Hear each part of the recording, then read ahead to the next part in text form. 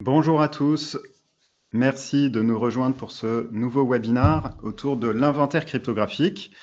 Ce webinaire est en fait le rafraîchissement d'une session qu'on a faite l'année dernière autour de l'inventaire cryptographique, qui a eu beaucoup de succès et comme les choses, c'est un sujet qui est vraiment d'actualité et que c'est un sujet qui évolue rapidement, on tenait à refaire une session pour, d'une part, faire une piqûre de rappel et puis revenir sur les grandes tendances autour de ce sujet. Alors, on a les mêmes préambules que d'habitude, à savoir ce webinaire est enregistré, donc n'hésitez pas à... vous recevrez le replay à la fin d'ici quelques jours, hein, dans le courant de la semaine prochaine, je pense, directement dans votre boîte mail. Et puis n'hésitez pas à poser vos questions, à interagir avec nous sur le chat ou par l'intermédiaire du module de questions. On essaiera d'y répondre dans le courant du webinaire ou à la fin. Et de toute façon, si on n'a pas le temps, si on arrive au bout de la session, on reviendra vers vous par la suite. Alors, je suis Nicolas Drouot, en charge du marketing pour CryptoNext Security. Et aujourd'hui, je suis accompagné de Martin Zuber, qui n'a pas sa tenue de randonneur aujourd'hui. C'est malheureux, c'est malheureux. Merci Nicolas. Oui, Martin Zuber, moi je suis ingénieur de recherche à CryptoNext et je travaille dans l'équipe R&D, notamment sur les questions d'inventaire cryptographique. Merci Martin. Alors, une question, on souhaitait démarrer ce webinaire par une question.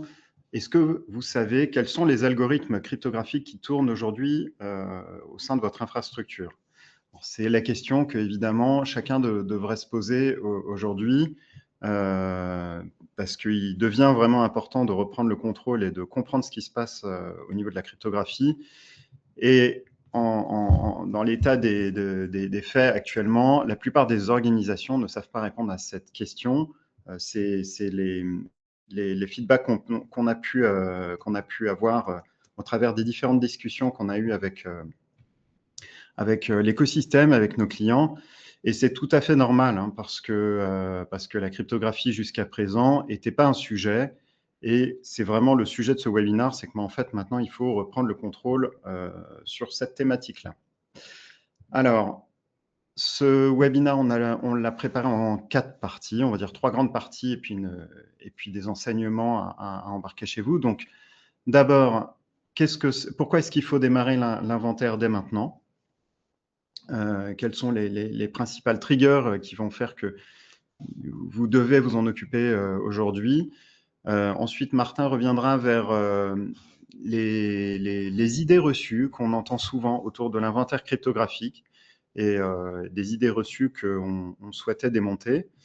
Vous proposez un début de roadmap sur comment démarrer cet inventaire et puis ensuite comment le conduire pour qu'il vous soit profitable et puis que vous puissiez en bénéficier sur le long terme. Et donc, enfin, des enseignements en fin de webinaire. Alors, pourquoi est-ce qu'il faut démarrer l'inventaire cryptographique dès maintenant?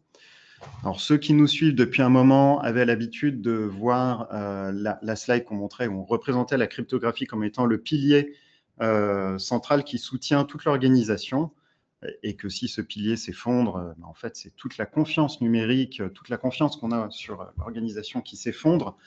De fait, la cryptographie, ce n'est pas juste un niveau de sécurité parmi tant d'autres, hein. La cryptographie est présente au travers de tous les actifs de la cybersécurité que vous pouvez avoir déployés chez vous. On en a listé certains, HTTPS, le VPN, les signatures, les certificats, le code signing, etc. etc. Donc, la cryptographie, au final, si elle tombe, c'est tous ces différents niveaux de sécurité qui vont tomber.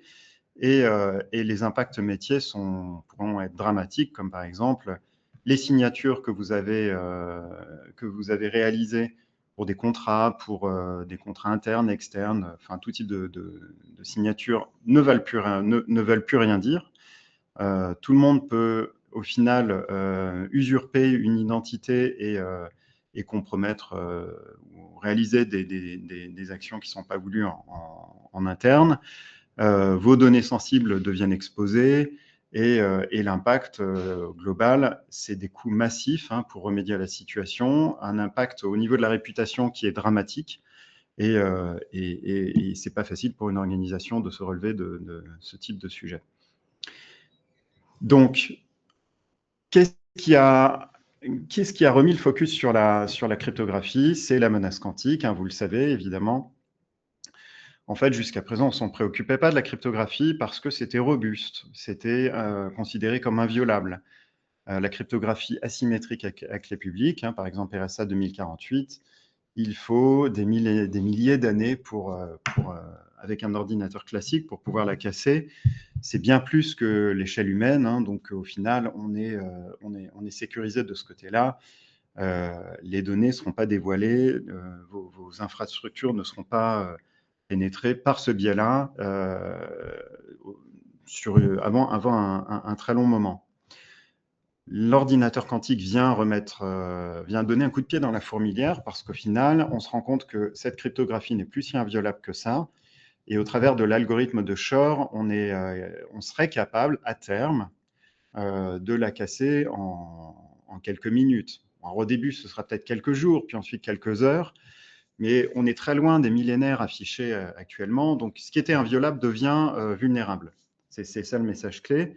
Donc, on remet le focus sur la cryptographie. On se rend compte qu'il faut la monitorer, il faut être en mesure de reprendre le contrôle sur cette cryptographie pour la rendre résistante à l'ordinateur quantique. L'impact, évidemment, si la cryptographie est cassée, ce n'est pas juste une réduction de la sécurité, c'est un effondrement total de la sécurité. Il n'y a plus de sécurité du tout. Donc, c'est les portes ouvertes. En gros, qui a accès à un ordinateur quantique a accès à la totalité, à les clés de toute votre infrastructure. Donc, c'est un problème systémique. Le calendrier réglementaire, c'est aussi adapté. Vous avez tous en tête la deadline du NIST à 2035, qui était qu'à partir de 2035, la cryptographie asymétrique à clé publique ne serait plus autorisée par le NIST. Et la plupart des calendriers réglementaires se sont calqués là-dessus, voire ont même accéléré ce calendrier, notamment en Australie, où on recommande la migration vers la PQC n'avoir été totalement réalisée à partir de 2030. Donc, la plupart des organismes réglementaires ont accéléré et ont émis des recommandations justement pour qu'on engage cette transition vers la cryptographie post-quantique le plus rapidement possible, notamment au travers de l'inventaire cryptographique, qui est la première étape de cette transition, puisqu'il faut évidemment savoir ce que vous avez déjà comme cryptographie déployée dans vos organisations pour être en mesure de la passer en post-quantique. Donc voilà, et je vais passer la parole à Martin qui va nous expliquer en quoi consiste un inventaire cryptographique. Yes, merci. Oui, en effet, un inventaire cryptographique, nous, ce qu'on a l'habitude de dire, c'est que c'est un processus continu, et on insiste beaucoup sur le mot continu, un processus par lequel une organisation identifie, collecte et centralise l'ensemble de ses actifs cryptographiques. Et donc, ça veut dire répondre à pas mal de questions, comme quels algos sont utilisés, sur quels serveurs, dans quelles applications, avec quels certificats, quelles clés, etc. Beaucoup de questions et qui couvrent 4 grands périmètres qui sont affichés là. Et d'abord, le matériel. Donc, ça concerne les HSM, les TPM, des équipements réseau, et qui sont des dispositifs physiques qui stockent des clés et qui effectuent des opérations cryptographiques. Et c'est souvent les grands oubliés de ce genre de processus.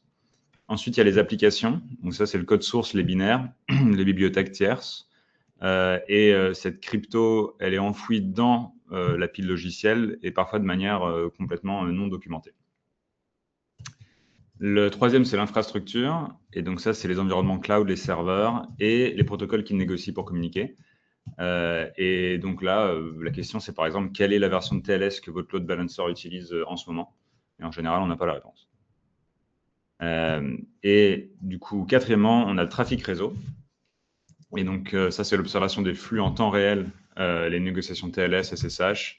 Et c'est là que vous voyez ce que vos systèmes négocient vraiment et pas seulement ce qu'ils sont configurés pour supporter. Le point essentiel à travers tout ça, c'est qu'aucune source de manière unique vous donne une vision complète de l'inventaire crypto, et donc il faut essayer de combiner les quatre. Et alors, quand on échange avec des RSSI et des équipes de sécurité au sujet de l'inventaire cryptographique, j'entends, on entend systématiquement les mêmes objections. Et donc maintenant, je vais vous présenter les trois plus fréquentes, les trois mythes de l'inventaire cryptographique, et vous expliquer pourquoi est-ce qu'elles ne tiennent pas. Donc, premier mythe, we have time, on a le temps. Et pour ça, il suffit de regarder les chiffres. Hein.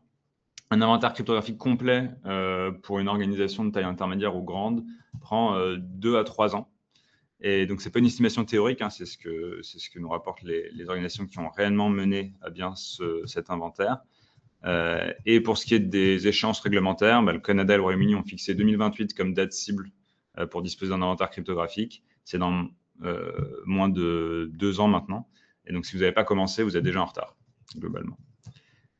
Et il y a une menace que vous connaissez peut-être qui rend tout ça urgent, même avant l'arrivée d'un ordinateur quantique, un ordinateur quantique opérationnel, j'entends.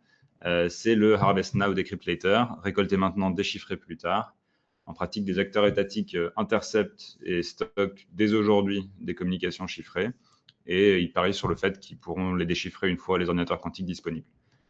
Si les données que vous voulez protéger aujourd'hui doivent rester confidentielles pendant 10, 15 ou 20 ans, donc ça, c'est le cas dans la santé, la défense, la finance, le secteur public, cette menace, du coup, n'est pas théorique, elle est déjà en cours. Donc non, vous n'avez pas le temps. Le deuxième mythe, dire que c'est un effort ponctuel, en fait, c'est passer à côté de l'essentiel de ce que c'est qu'un inventaire cryptographique, parce que c'est pas juste un audit ponctuel, c'est une capacité continue qu'on met en place et qui apporte de la valeur à chaque étape de votre parcours. Et donc, dès aujourd'hui, avant même de penser à la migration post-quantique, et même si on n'avait pas ce problème en tête, un inventaire permet de détecter de la cryptographie classique, faible ou obsolète. Donc, il y a des fonctions de HAS comme SHA-1 qui sont encore utilisées par-ci par-là, une clé RSA qui serait trop courte quelque part, une conf TLS qui autorise des suites, des cipher suites dépassées. Et donc ça, c'est des problèmes de sécurité réels que vous pouvez corriger tout de suite sans attendre la PQC. Pendant la migration PQC ensuite, qui va prendre des années, pour la plupart des organisations, j'entends, l'inventaire devient votre tableau de bord de suivi, et donc il vous indique où est-ce que vous en êtes, quels systèmes ont été migrés, lesquels n'ont pas encore été migrés, lesquels nécessitent une intervention, et du coup, sans lui, vous naviguez un peu à l'aveugle. Et après la migration, vous en aurez toujours besoin, parce que c'est pas fini, la conformité ne s'arrête pas là. De nouvelles applications sont déployées, nouvelles bibliothèques intégrées, et la cryptographie aussi dérive. C'est comme ça qu'elle a toujours existé. Donc l'inventaire devient un outil d'audit continu et la preuve que vous êtes toujours en conformité. Donc, ce n'est pas juste une case à cocher, c'est de l'infrastructure que vous mettez en place pour l'avenir. Et on en arrive au troisième mythe, qui est qu'on attend que le marché PQC soit plus mature. Cette objection, elle repose sur un malentendu qui est que l'inventaire et la migration PQC sont deux activités qui sont complètement distinctes. En fait, un inventaire cryptographique est agnostique vis-à-vis des algorithmes. Peu importe que vous utilisiez RSA ou des courbes elliptiques ou MLChem, en fait, il observe simplement ce qui est déployé. Et vous pouvez et vous devriez commencer votre inventaire dès aujourd'hui sans avoir pris la moindre décision sur votre cible PQC. Les deux phases sont totalement indépendantes, en fait. Et vous voyez les choses, il faut voir un peu les choses ainsi. Il faut avoir une carte avant de pouvoir planifier un itinéraire. L'inventaire, c'est la carte et la migration, c'est l'itinéraire. Et d'ailleurs, la prémisse même de cette objection est fausse parce que le marché PQC est mature. Le NIST a finalisé ses 3 premiers standards post-quantiques en 2024 et des solutions industrielles sont disponibles. Toutes les grandes agences de sécurité en Europe occidentale au moins recommandent d'agir dès maintenant. Et c'est ce que les agences appellent un no regret move, une décision que vous regretterez jamais, quel que soit le calendrier quantique. Faire un inventaire vous rend plus sûr aujourd'hui et mieux préparé pour demain. Il n'existe aucun scénario dans lequel vous regrettez de l'avoir fait. Et donc, on arrive à la troisième partie de ce webinaire. Alors, par où commencer? Il faut faire cet inventaire. Donc, par où on démarre? Alors, on a établi un framework qu'on a appelé Disco pour donner du rythme à cet inventaire, si je peux me permettre cette blague un peu vaseuse. Mais voilà, l'idée, c'est d'une part, vous avez déjà un certain nombre de sources de données en interne. Vous avez des spreadsheets, vous avez des logs, vous avez un EDR, vous avez voilà, une foule de données déjà disponibles en interne qui va vous permettre de collecter de l'information sur votre cryptographie. Ensuite, il va falloir avoir une démarche aussi un peu plus active où vous allez déployer un certain nombre de sondes pour collecter des données de cryptographie au niveau des HSM, au niveau du code source de certaines applications. Bien souvent, la cryptographie est encodée en dur dans les applications legacy. Voilà, il faut la récupérer pour être en mesure de comprendre ce qui se passe à ce niveau-là. Les bases de données, des échanges réseau. Et toutes ces données que vous allez collecter, les stocker au niveau central, hein, centraliser leur stockage pour avoir une base de données unifiée. L'idée, évidemment, c'est pas de garder des silos. Hein. J'analyse la cryptographie de mon réseau, j'analyse la cryptographie de mon application X, Y. Non, l'idée, c'est évidemment de tout stocker de façon centralisée pour corréler ces données. Parce que voilà, vous allez être en mesure, au travers de ces données-là, si vous avez une plateforme d'analyse dédiée, vous allez être en mesure de comprendre les relations de dépendance entre certains de vos systèmes, de vos applications, avec la cryptographie. Et il y a des dépendances qui peuvent être avec des fournisseurs tiers, des dépendances au niveau du code, etc. Donc, tout ça, vous allez être en mesure de pouvoir le visualiser et le faire apparaître. Et enfin, une plateforme centralisée vous permettra d'être conforme, d'auditer en permanence votre cryptographie. Et l'idée, c'est d'avoir cette démarche en continu. Parce qu'un inventaire, comme disait Martin tout à l'heure, ce n'est pas un one-shot. C'est évidemment la cryptographie, elle évolue en permanence.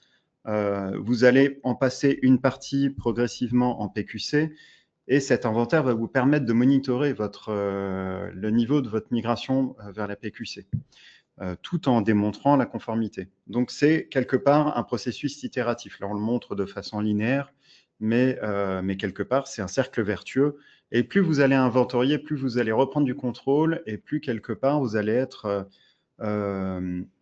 sécurisé, en mesure de sécuriser votre organisation.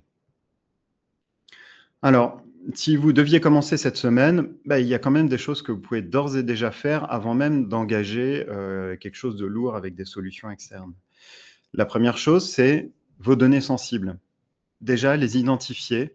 Quelles sont vos données sensibles? Quels sont les systèmes qui les utilisent? C'est là où vous allez devoir agir de façon prioritaire. Deuxièmement, auditer ce que vous avez déjà en interne comme données cryptographiques. C'est ce qu'on montrait tout à l'heure, la première phase de ce framework d'inventaire. C'est déjà documenter là où vous avez de la cryptographie pour être en mesure déjà de commencer à regarder ce qui se passe de ce côté-là.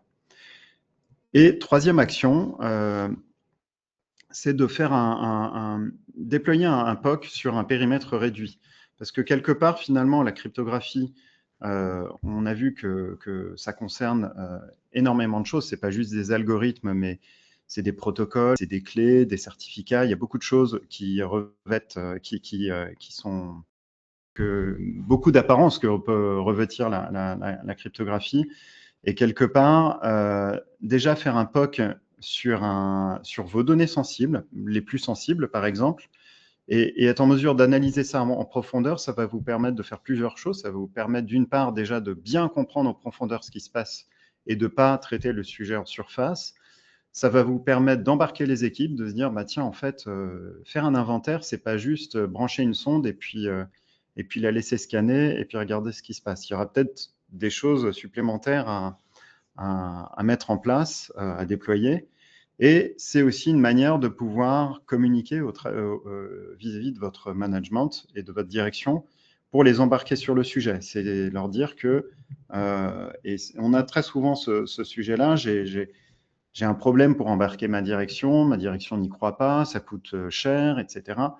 Mais quelque part, faire un POC sur un périmètre réduit, ça permet d'une part de mettre en avant tous ces enseignements-là, les mettre en avant et de comprendre à quel point c'est indispensable et à quel point ça peut prendre du temps et des ressources pour mener ce projet-là.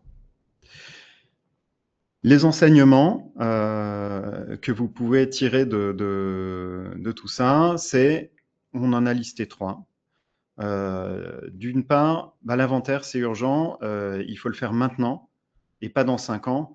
On a une organisation, une grande banque américaine qui nous a dit que ça lui a pris 3 ans pour faire un inventaire complet de sa cryptographie.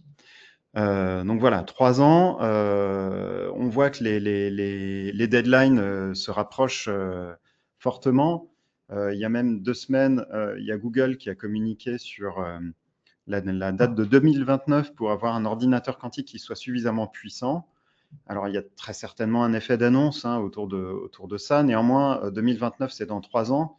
Et même s'il se trompe de 2 ou 3 ans, mais quelque part, ça se rapproche très, très vite. Et quand on voit le temps que prend un inventaire cryptographique, quelque part, c'est hyper urgent de s'y atteler dès maintenant. Et comme le disait Martin, c'est un no regret move. Il faut... il n'y a pas à s'en faire. Quelque part, vous allez devoir le faire, PQC ou pas PQC. C'est un process continu. Ça va vous apporter de la valeur dès le premier jour où vous allez mettre en place ce sujet-là. Ça va détecter la cryptographie qui est faible. Et de toute façon, ça va vous permettre de reprendre le contrôle sur votre migration post-quantique, sur votre cryptographie, sur votre compliance. Donc voilà, c'est de toute façon un effet vertueux.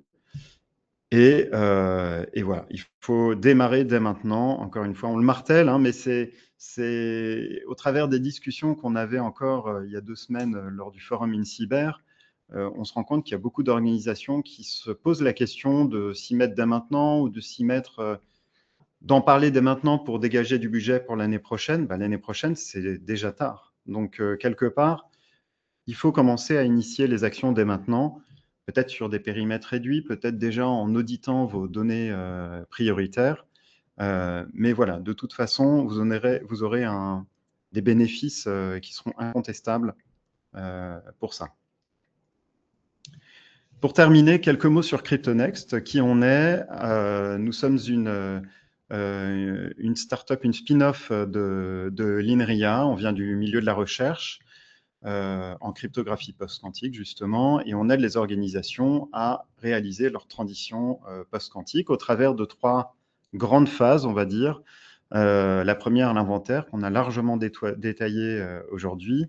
La deuxième, on a une librairie post-quantique qui, donc, on aide justement à remplacer cette cryptographie traditionnelle par la cryptographie résistante au quantique.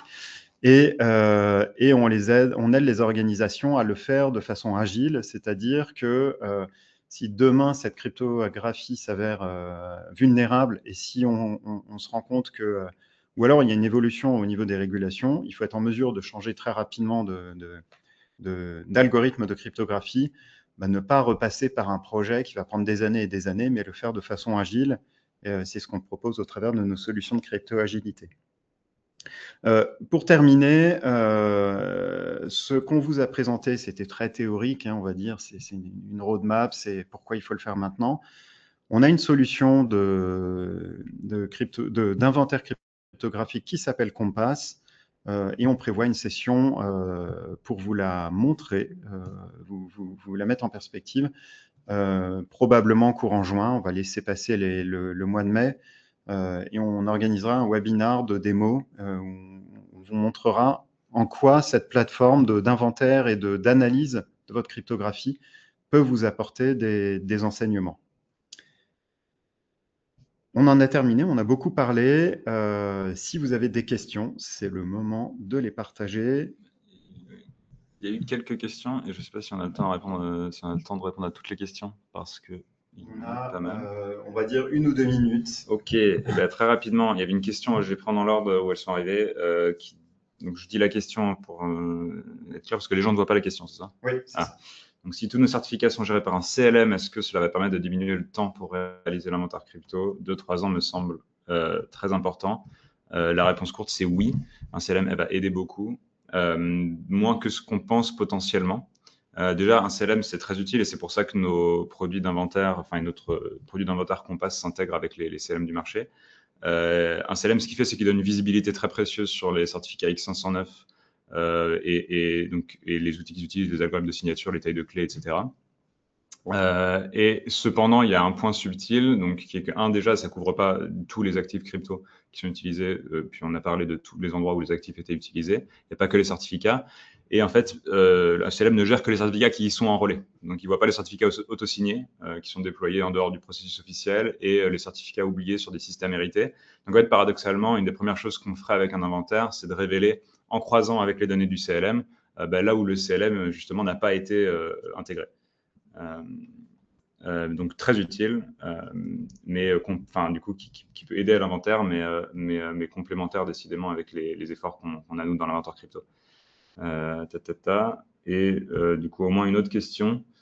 Bonjour, bien que tous les assets cryptographiques vulnérables doivent être pris en considération et remédiés, la découverte ne devrait-elle pas être hiérarchisée sur la base du risque organisationnel? Cet aspect impliquerait une approche par le risque en lien avec les ressources critiques plutôt qu'un processus de découverte globale de l'infrastructure technique.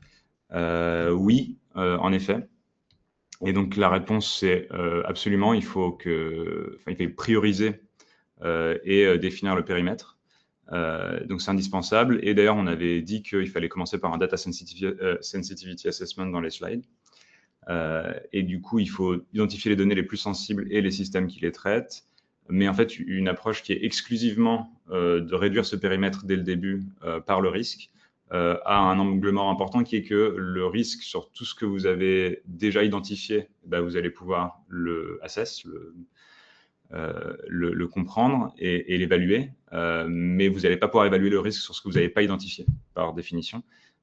Et donc, une phase d'identification de où existent, où reposent les actifs cryptographiques est déjà très importante pour pouvoir ensuite évaluer le risque de ces assets. Et puis bon, il y a aussi le problème de l'interconnexion, parce que tout est interconnecté, donc même s'il y a un système qui est non critique, en fait, il peut servir de pivot vers un système critique à travers une faille de sécurité à cet endroit-là. Donc c'est vrai et c'est très important, et puis en plus c'est une question de ressources, mais il faut d'abord faire un effort très important pour essayer de bien définir être bien priorisé par le risque et pas le faire à partir des quelques informations qu'on a sans faire un effort de découverte important au début, malgré tout. Et là, je sais pas, je pense qu'on a un peu dépassé le temps. On arrive au terme du webinaire. On reviendra vers vous si vous avez des questions. S'il y a des questions, excusez-moi, on reviendra vers vous s'il y a des questions qui n'ont pas été répondues. Même si vous en avez d'autres, n'hésitez pas à nous les transférer directement. Voilà, on vous souhaite une excellente journée. On vous donne rendez-vous, donc je pense, courant du mois de juin pour vous montrer la plateforme en direct, en live, pour vous montrer quels sont les apports d'une plateforme d'inventaire cryptographique et tous les enseignements que ça peut vous procurer. Et voilà, n'hésitez pas à revenir vers nous si besoin. Bonne journée, merci beaucoup. Merci Martin. Merci.